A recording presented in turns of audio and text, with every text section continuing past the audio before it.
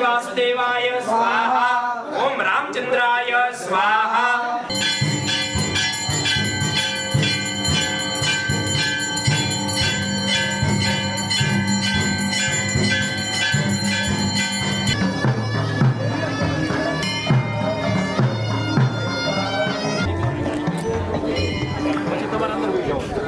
ત્યારે આપ સૌનું હાર્દિક સ્વાગત કરીએ છીએ।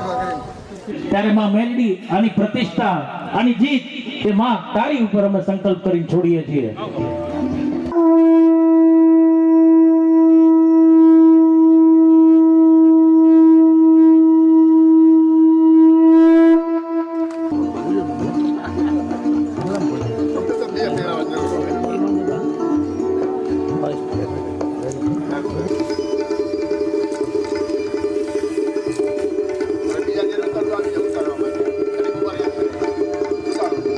આપણે હૃદયપૂર્વક એવો આંખ એવો સંકલ્પ કરો કે જે 12 એસોસિએશનની અંદર જે ભાઈ ઉમેદવાર રહે અને એ ઝાલા બાપુની સાથે જે હોય એ બધાને જીતાડવાની જવાબદારી તમારી ઉપર છે।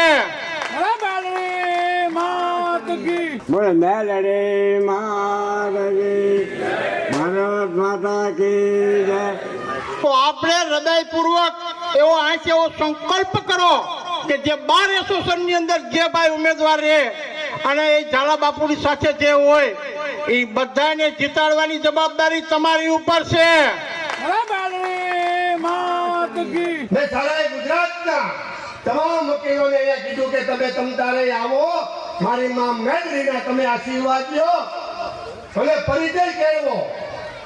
ત્યારે અહીંયા વર્ષોથી બાર કાઉન્સિલમાં ચૂંટાય છે માનનીય શ્રી ભરતભાઈ ભગત અહીંયા માતાજીના દર્શને આવ્યા છે। બોલો મેલડી માતા કી જય।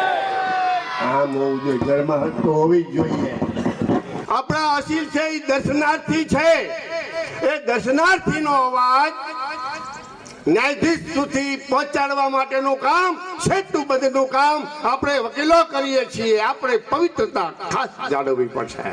જેટલો અસીલ તૈયાર એટલો વકીલ તૈયાર, જેટલા વકીલ તૈયાર એટલા ન્યાયાધીશ તૈયાર, અને જેટલા ન્યાયાધીશ તૈયાર એટલો ન્યાય સચોટ અને પારદર્શક ને યોગ્ય મળે। ગમે તે હોય, પરંતુ વકીલ છે આપણો ભાઈ છે। વકીલનો મત બહુ કિંમતી હોય છે, એટલે મેક્સિમમ બને એટલું વધારે મતદાન થાય। આપણે તો મતદાન કરીએ, પણ સાથે સાથે આપણી સાથે જોડાયેલા જેટલા વ્યક્તિ હોય એટલાનું પણ આપણે મતદાન કરાવીએ।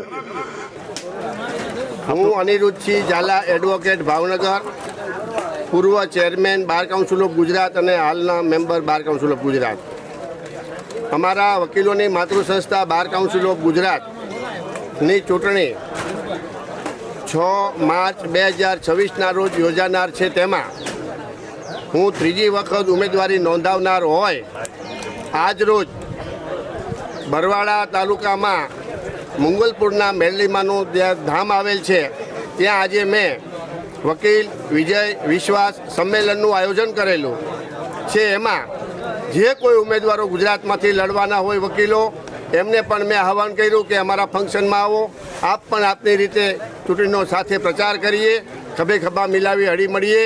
અને અહીંયા આજે આજુબાજુના 20થી 25 બાર એસોસિએશનના બધા હોદ્દેદારો ઉપસ્થિત રહ્યા, બધા જ વકીલો બહોળી સંખ્યામાં ઉપસ્થિત રહ્યા, માના આશીર્વાદ લીધા, હોમ હવન કર્યા, માતાજીનો તાવો કર્યો અને બધા વકીલોએ સમૂહમાં આરતી ઉતારી અને બધા અમે વકીલો અત્યારે મહાપ્રસાદ લઈ રહ્યા છીએ। અમે અમારી જાતને ધન્યતા અનુભવ્યા છીએ અને આજે હું મારા ચૂંટણી પ્રચારના શ્રી ગણેશ માં મેલડીના આશીર્વાદ લઈને શરૂ કર્યા છે। જય માતાજી। કમલેશ રાઠોડ, પ્રમુખ બરવાડા બાર એસોસિએશન।